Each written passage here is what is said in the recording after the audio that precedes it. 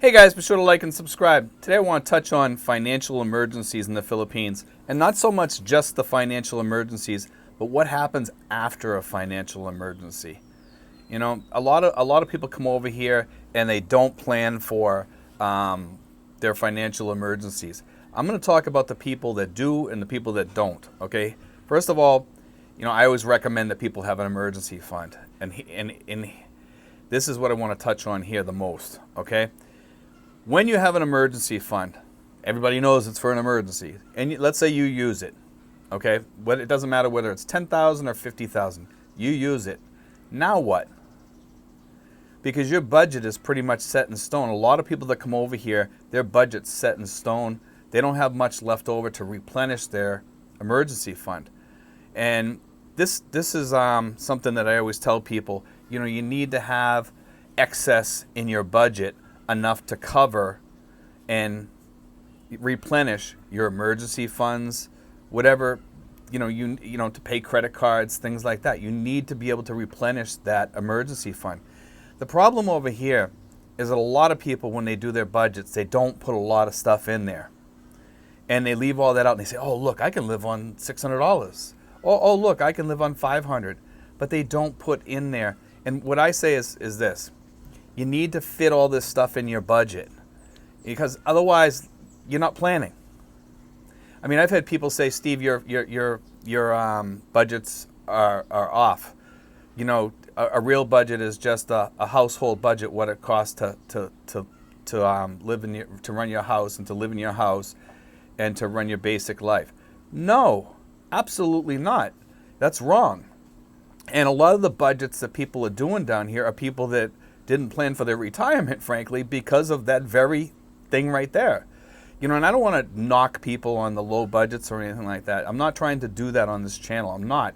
I'm just trying to get people to understand that a lot of these people that come over here on the low budgets that they're on come over here because they didn't plan for their retirement. They come over here because they don't have the money to live in the U.S.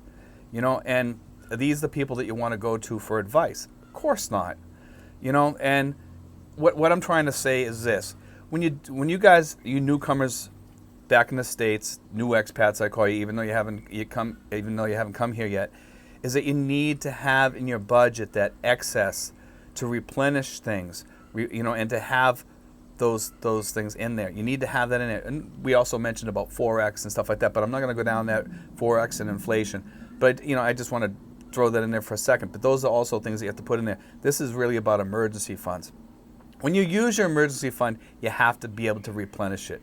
You have to, like if you use it to go into the hospital, you get in a car accident or something like that, a lot of people think, well, I got $50,000 or I got $30,000 or $10,000 in my emergency fund.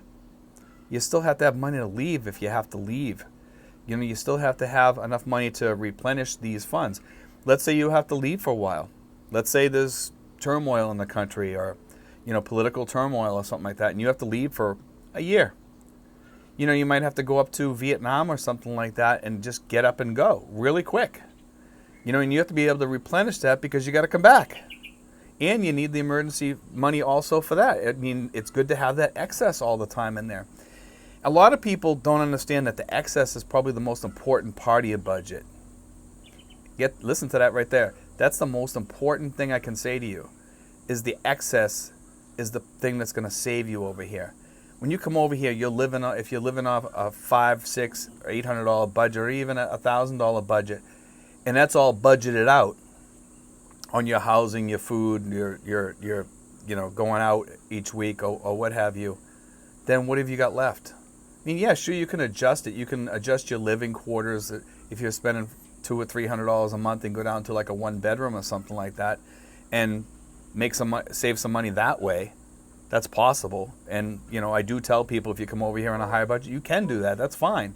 Because you can always change. If you're on a higher budget, you can always lower yourself, go get a different apartment or something like that, what have you.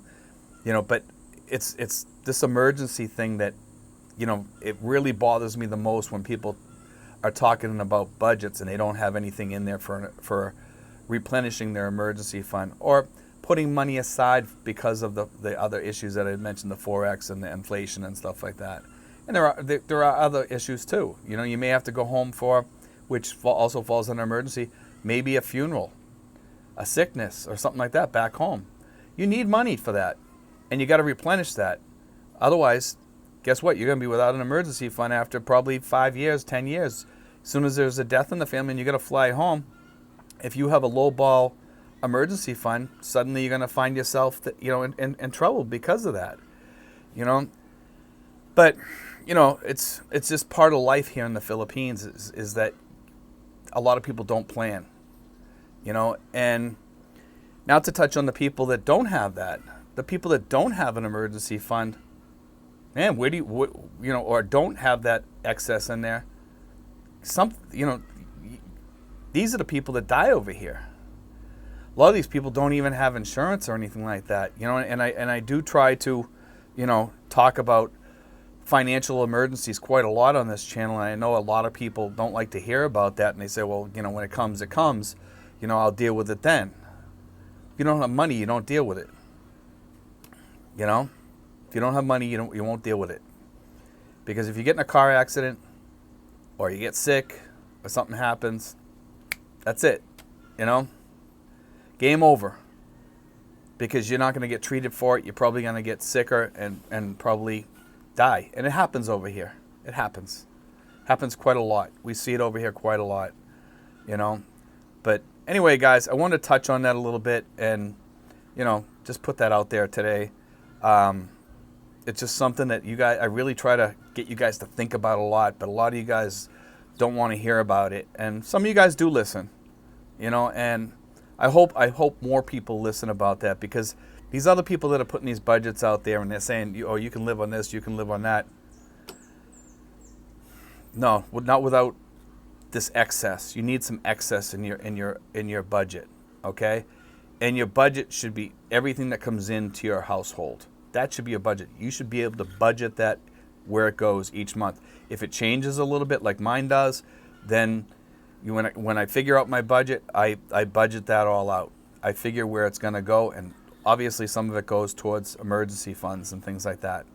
But anyway, guys, I want to throw that out there. It is something that I want people to think about a lot more.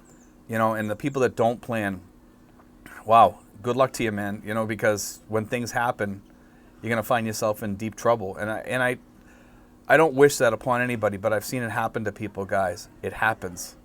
These people that don't have budgets and stuff like that, I've seen people pass away from that. And it's not a good thing to watch, when a friend dies or something like that, because they didn't plan. But anyway, guys, God bless. Take care.